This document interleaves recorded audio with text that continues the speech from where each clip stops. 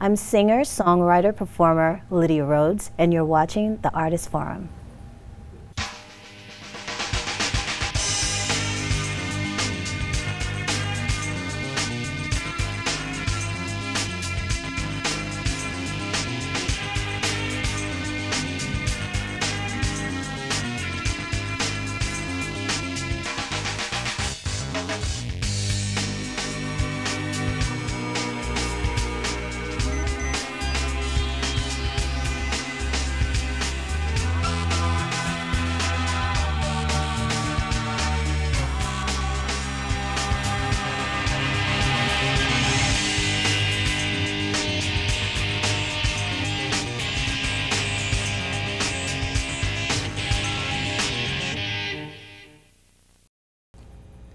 Welcome to the Artist Forum. I'm your host, Joelle Poole.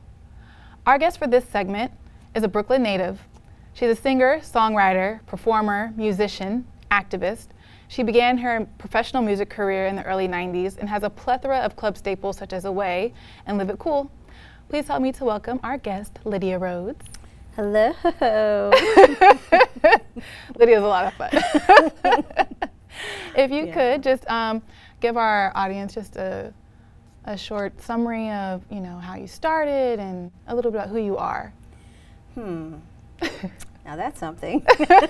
Well, I started, like you said, professionally in '91 with Junior Vasquez, and he's kind of like my mentor in a way of kind of paving the way, one of the original house music DJ legends, and I think he may be one of the last ones that's still alive, unfortunately. And he basically, was kind of going all over. There was a place called 21 Hudson. That was a club that was started before Sound Factory. And if you know anything about 1990s house music, dance music scene, Sound Factory was a major player.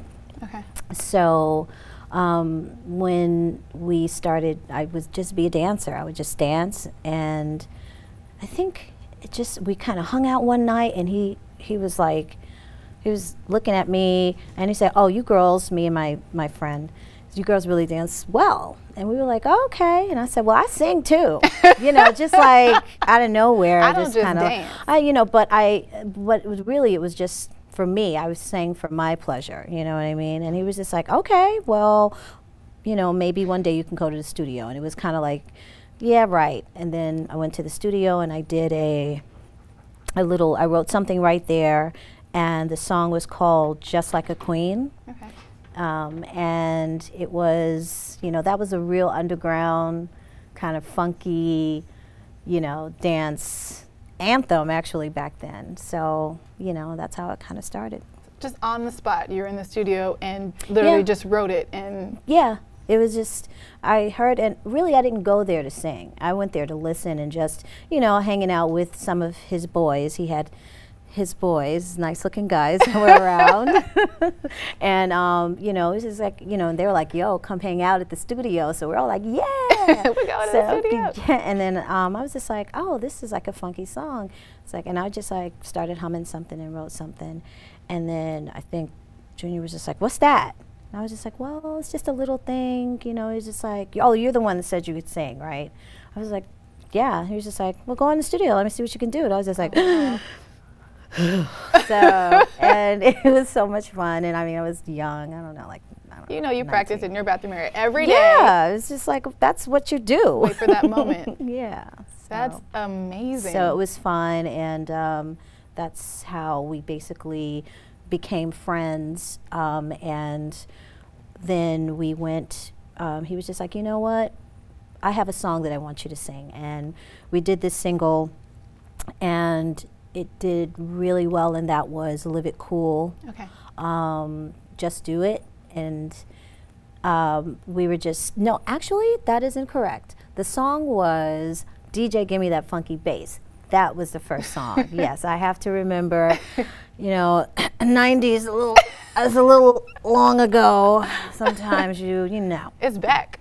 Yeah, memory has to ginkgo biloba or whatever the hell, whatever I need to keep my memory straight. But yeah, that was the first single that I did with him for that went into the album that I did with him, and the album was called More to Life, and it was very special.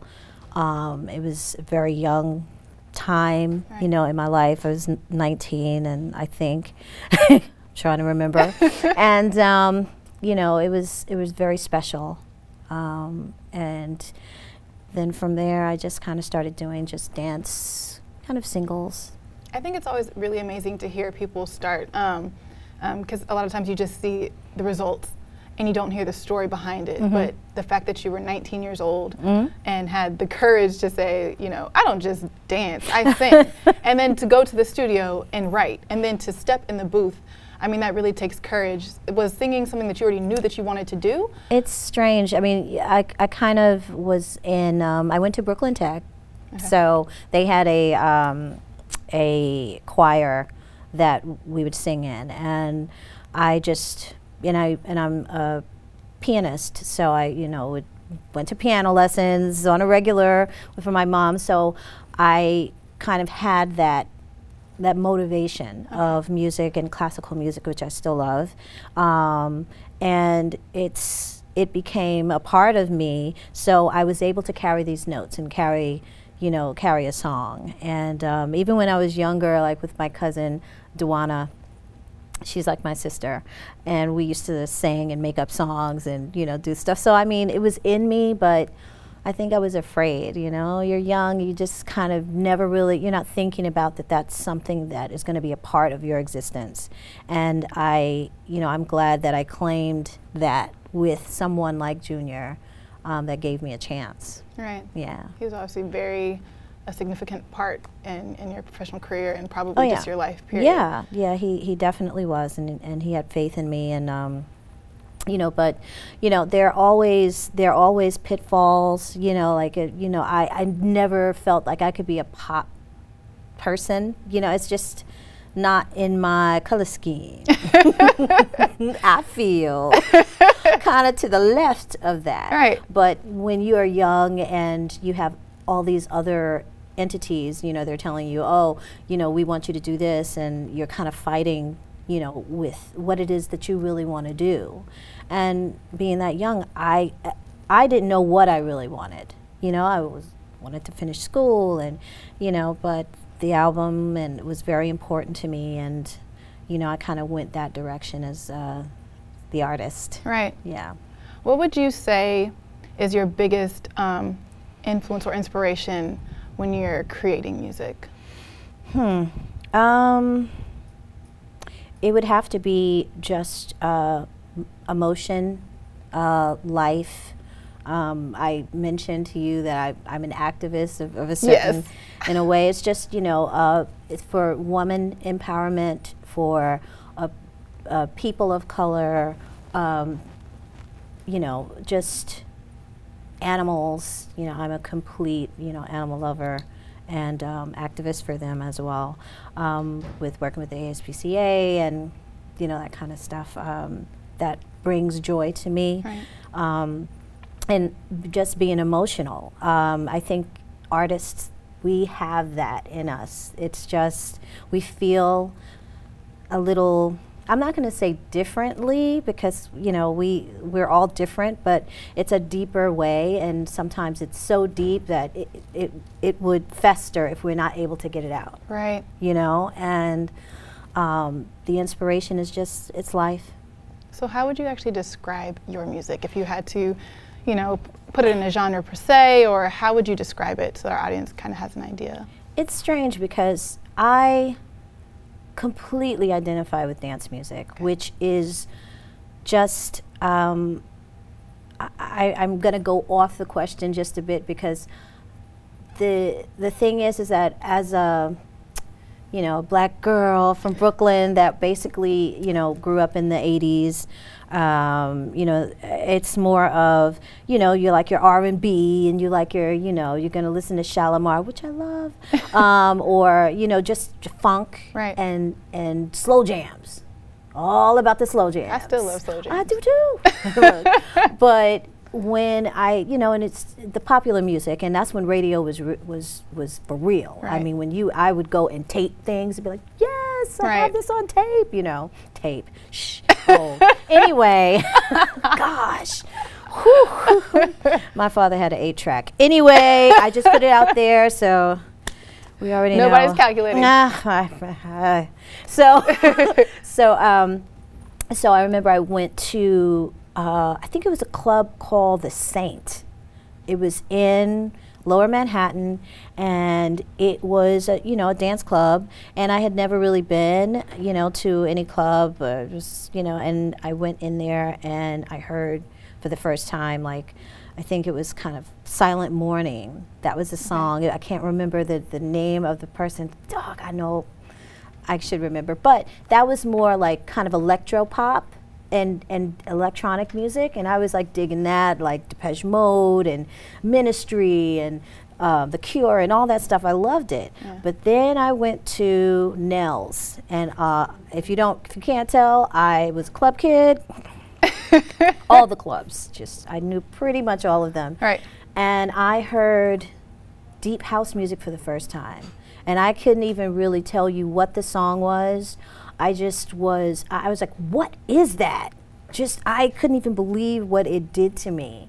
And it was almost like giving yourself over to God. You know, you're just like, I have to understand this, and I need to emulate it somehow. And that's what, you know, and I was able to do that through Junior and starting at that platform. Okay. So, I don't know, I guess what I could say that describes my music, at least now, is that it's dance, it's electronica, it's a little jazz, and it's passionate. Okay. Yeah. Well, we have a clip, from my understanding, from one of your performances. So if you'd like to go ahead and introduce that to the audience, we'll go ahead and give them a sneak peek. Well, this was actually recently at XL, and Junior was doing Gay Pride. Junior Vasquez was coming back to DJ, and he hadn't DJ'd in a while in New York, or he kind of took a hiatus.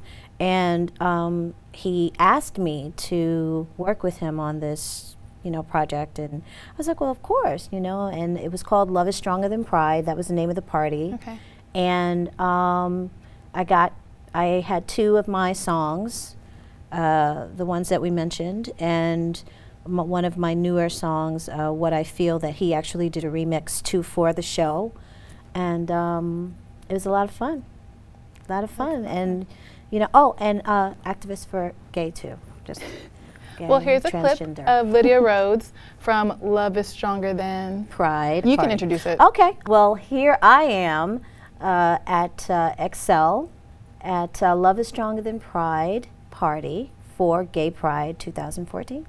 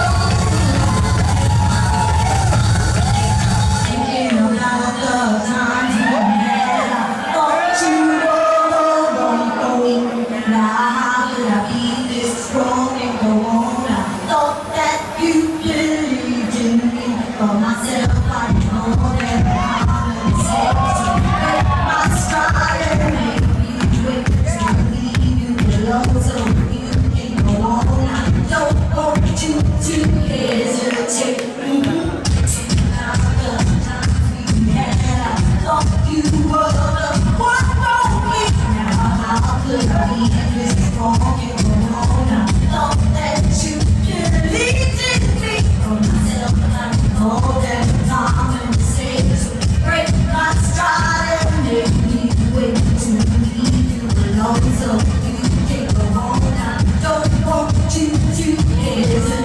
If you're gonna go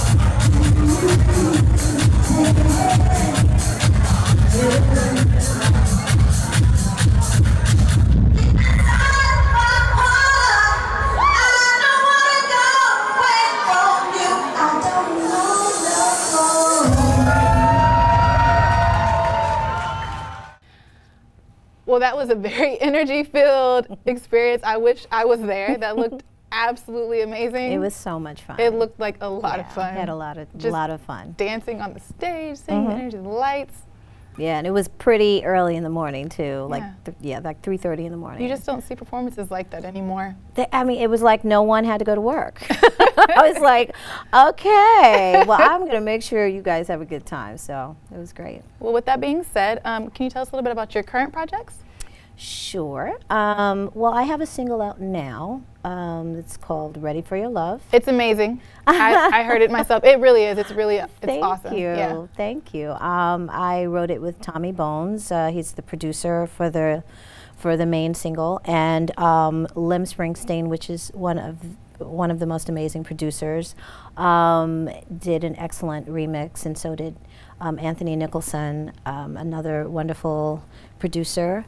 Did a really beautiful job with creating, you know, this sound, and that's pretty much what it's like now. Like, you can have one single and it can change its shape with the producers, and I just find that just thrilling. So that's a beautiful thing, to be able to have these wonderful, amazing people and their talent. Your team. Yeah, and that single will be a part of an EP. I'm most certain that it will, and I have songs that's already done that I basically just need to compile them and edit them and have the right producers to kind of get them smooth the way that I would like for them to be. Me and my manager, Craig Roseberry, which is also a dear friend of mine, we're not going to stop until it is flawless with the work that I have put in over the years. I have a title that I've been holding on to that is definitely going to be workable into this, because it's different genres, but kind of still with the same dance music as being a common denominator of everything, deep and soulful. So everyone should check out her new single. It's Ready for Your Love. Ready for Your Love. Expecting the album to come out. Yeah, it's hey, look, it's an EP, child. We don't do albums. It's too many. It's too many songs. Just too much. You're just like, what? There can never be too many. I mean, that's the thing. I just like, okay, I'll just say like Justin Timberlake. Like, he did this gorgeous album, and it's just amazing. You know, all these. It's just too many songs. I mean, for me, it's just a little bit more concise for me, and you know, maybe it's because I don't have his money. Nah, that's you know, but but mine will be much more concise and compact. I'm excited. And I'm gonna the name of it's gonna be The Mechanics of Lydia Rhodes. That's awesome. So that's what we're aiming for the end of the year. So, and I guess looking me up right now is my my manager is basically has been wanting to kick my entire ass because I have not done my fan page, which I should have done this a long time ago, but it is in the works for my Facebook fan page, and of course just my name, Lydia Rhodes, on my regular Facebook, but the fan page is going to be so it's coming soon. Very important, yes. Coming Everything soon. is in the works. That's awesome. So let us know how our audience and your fans can look you up, see some of your work. Well, first of all, I am on Kid Recordings, and that's what my EP is going to be on. And I have my Twitter account, which is at L Rhodes, or I think it's at Rhodesell. It's at Rhodesell. Okay. And of course, Facebook, just my name, but I am definitely going to get on my fan page. It's very imperative. Yes. that is maintained. Yes. Yes. And SoundCloud as well. Oh, that's right. If you want to hear any of her music, you can go to SoundCloud. SoundCloud, That's how I yes. heard your single. That's awesome. And Kid Outsider is it's under the label as well. So all of the singles from the label is on Kid Outsider on SoundCloud. So through me, you can find these amazing recordings from the label. If you like what you heard today and want to see more of Lydia, you can look her up on her Twitter, Facebook, and SoundCloud. Thank you very much for being our guest. It was wonderful to have you. You're so full of energy. Thank you. So are you. I am Joelle Poole. See you next time at the Artist Forum.